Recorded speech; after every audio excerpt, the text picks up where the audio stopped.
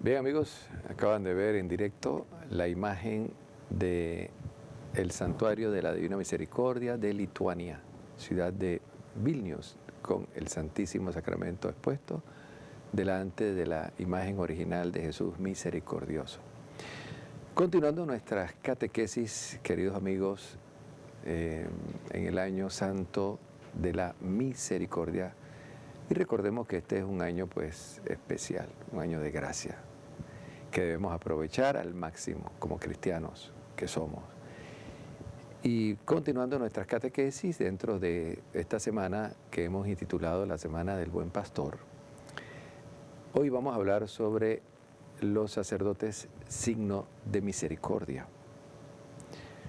Y tomamos como referencia siempre la bula de nuestro querido Papa Francisco, que lleva por título Jesucristo, rostro de la misericordia. Ustedes pueden adquirir esta bula en la librería católica. Es un librito cortito, ¿verdad?, que ustedes lo pueden leer, meditar delante del Santísimo Sacramento, leer en su casa. Se lee muy fácil. Usted lo puede leer y meditar durante todo este año santo. Yo puedo decir que después de la Biblia, ¿verdad?, y los libros litúrgicos, pues el libro más importante de este año es esta bula de exhortación del año santo de la misericordia. Ahora nos detenemos en el número 17.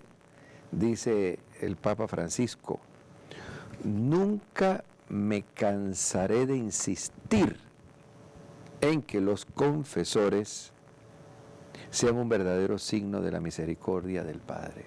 Qué palabras tan lindas. Fíjense que es más importante la figura del sacerdote que la misma puerta de la misericordia.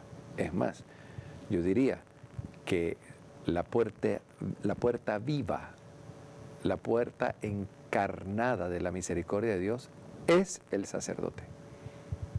Quien se confiesa atraviesa la puerta de la misericordia, experimenta la ternura de Jesucristo. No dejen ustedes, queridos hermanos, de experimentar esa misericordia de Dios en el sacramento de la reconciliación, que debemos celebrar varias veces durante este año, un año de confesión particularmente.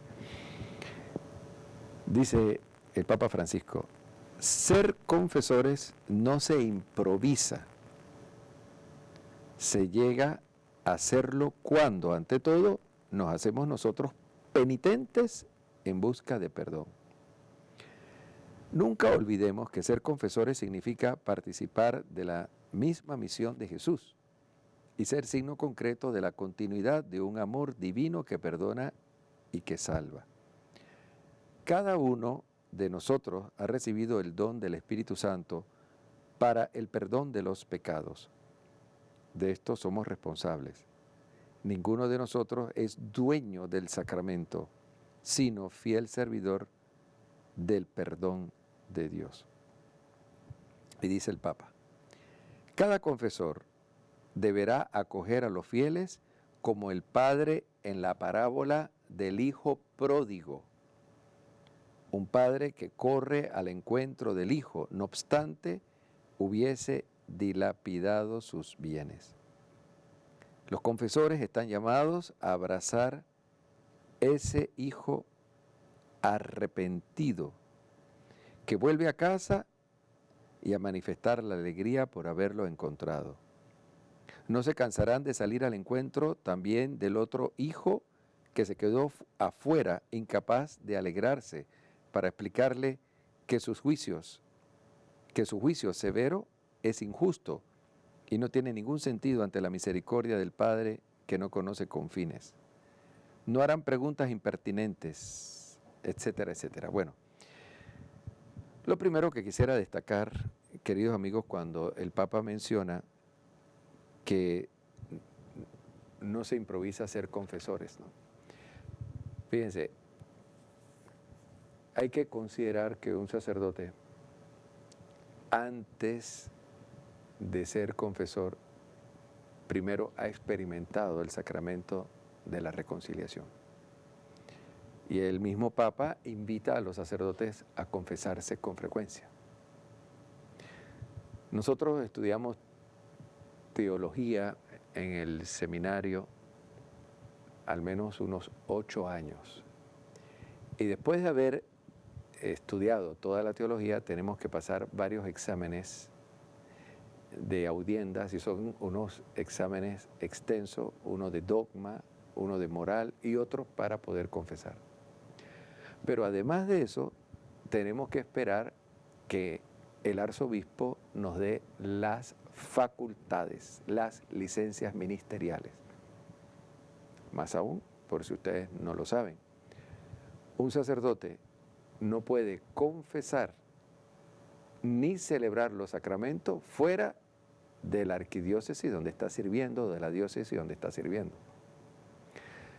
Si yo, por ejemplo, voy a otra diócesis para una misión, yo tengo que esperar que el obispo de ahí me conceda la facultad para poder ejercer el ministerio en esa diócesis. Esto es materia de código de derecho canónico. Anteriormente, ¿verdad? Antes del Concilio Vaticano II, cada ciertos años se tenía que volver a hacer un examen para renovar la facultad de la confesión. Ya eso esa práctica no se sigue. Sin embargo, sí que depende del obispo en cada diócesis que el sacerdote pueda ejercer el ministerio sacerdotal. O sea, no basta con ser ordenado sacerdote. Necesita que en cada diócesis el obispo le otorgue la facultad para ejercer el ministerio sacerdotal. Ahora, esto para decirles que esto de confesar, ¿verdad?, es un don, pero también es una gran responsabilidad y es un ministerio que la Iglesia cuida mucho, el ministerio de la confesión. Ustedes saben que uno de los pecados reservados a la Santa Sede es cuando un sacerdote viola el sigilo sacramental, cuando comenta o dice o da a entender, simplemente da a entender sin especificar el pecado, da a entender lo que un penitente le contó en la confesión. El sacerdote queda inmediatamente excomulgado. Y el único que puede restituirle la comunión es la Santa Sede, ni siquiera el obispo del lugar. Pero en este año santo de la misericordia, el Papa le ha dado la facultad por un decreto a los denominados sacerdotes de la misericordia que puedan absolver ese pecado y restituir a la plena comunión a los sacerdotes que han incurrido en esa falta grave. Esto para decirle cómo la Iglesia católica estima y cuida el sacramento de la confesión. Un sacerdote debe estar dispuesto, si es necesario, a dar su vida antes que revelar algo que él ha escuchado en una confesión. Eso es lo que se conoce en la Iglesia como el sigilo sacramental. Y así como el sacerdote tiene el sigilo sacramental, se le pide también a los fieles guardar el secreto. No es que se puede estar divulgando todo lo que se conversa en una confesión, ¿verdad?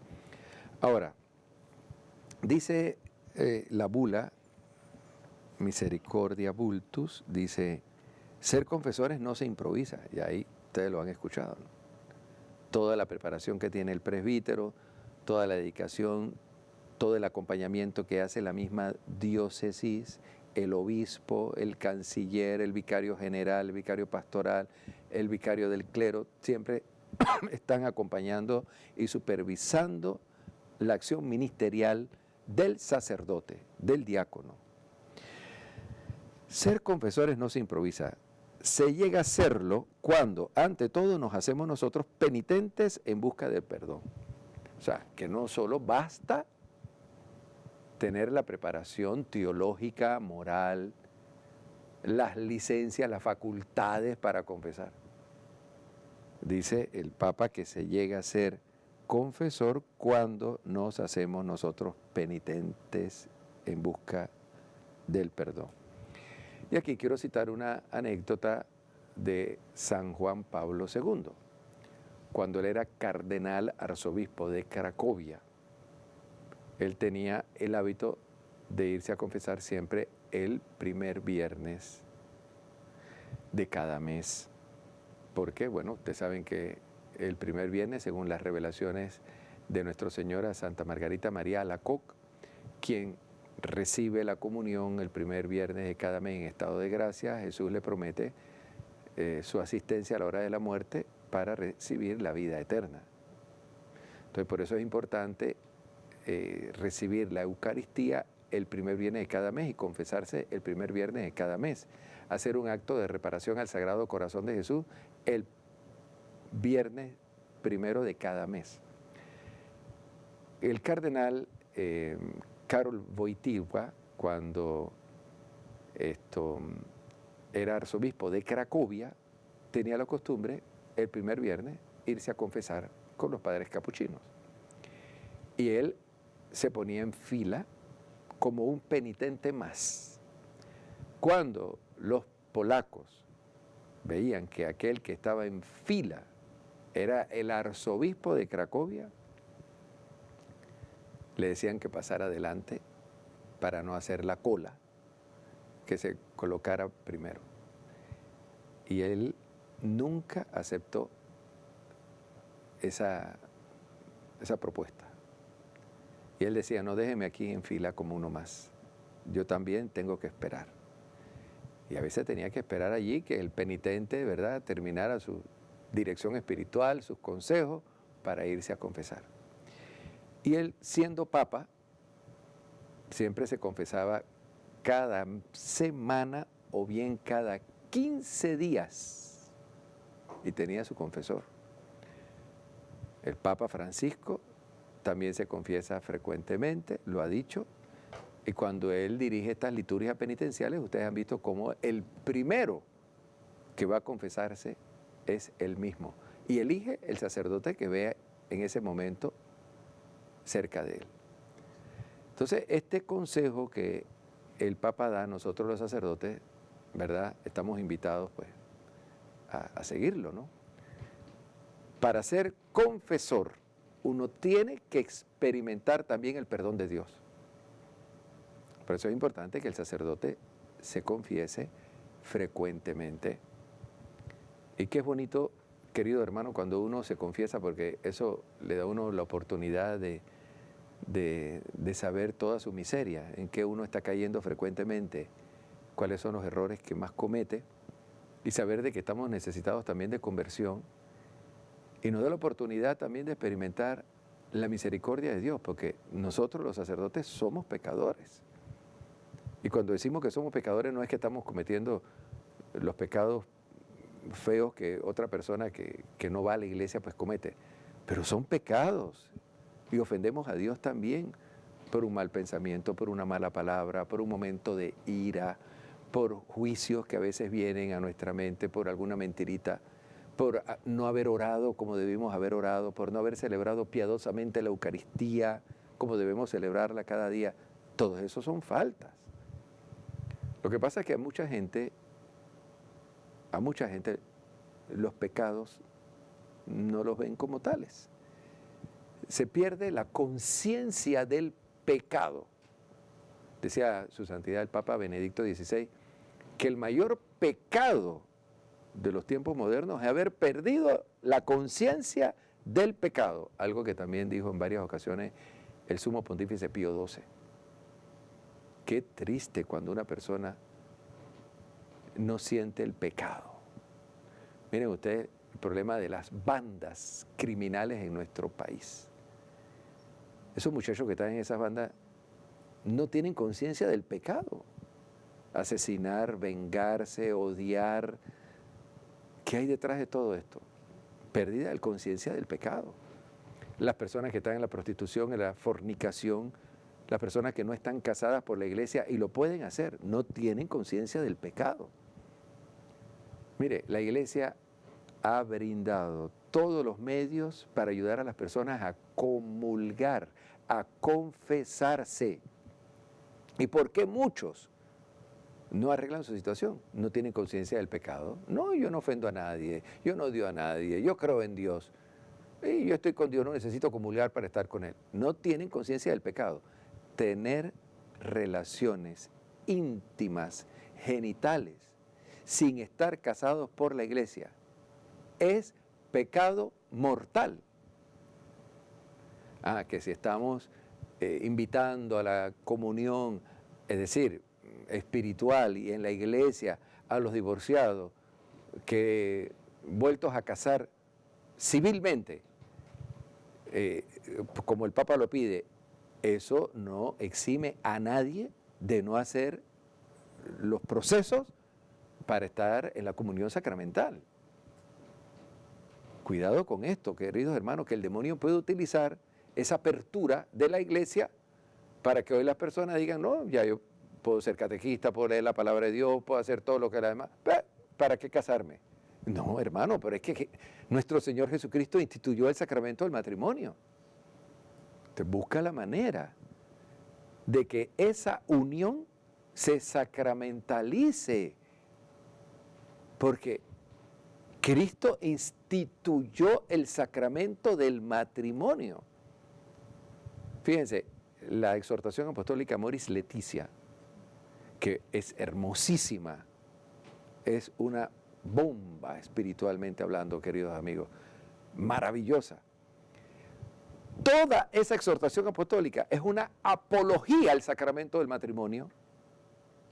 Y entonces se quedan en uno que otro párrafo que hay que invitar a la plena comunión a aquellos que no están casados por la iglesia en las actividades. Sí, pero todo lo que habla del sacramento del matrimonio, todo lo que está en función del sacramento del matrimonio, ¿dónde está?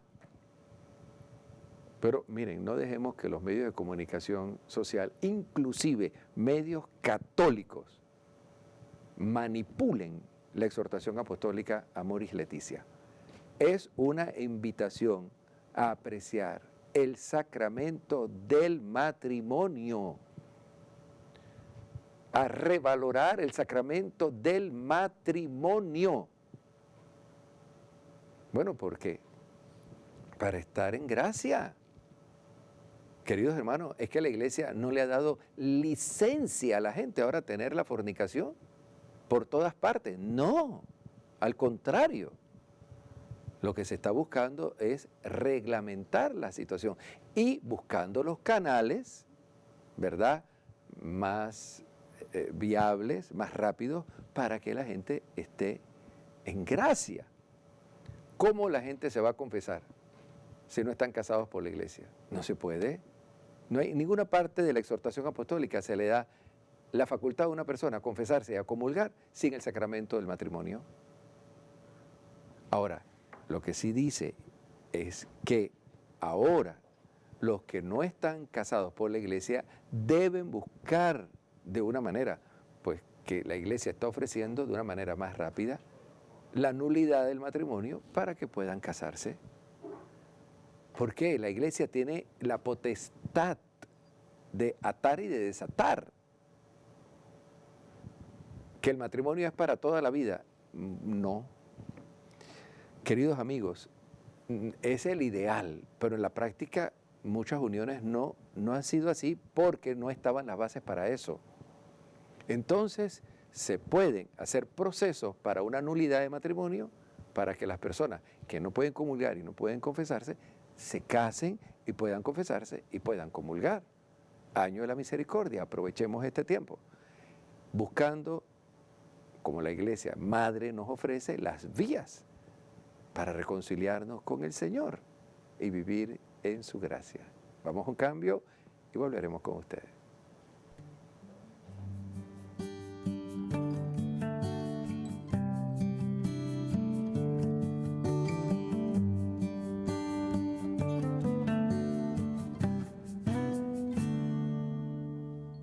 Gailestingas mano viešpats taip myli mane.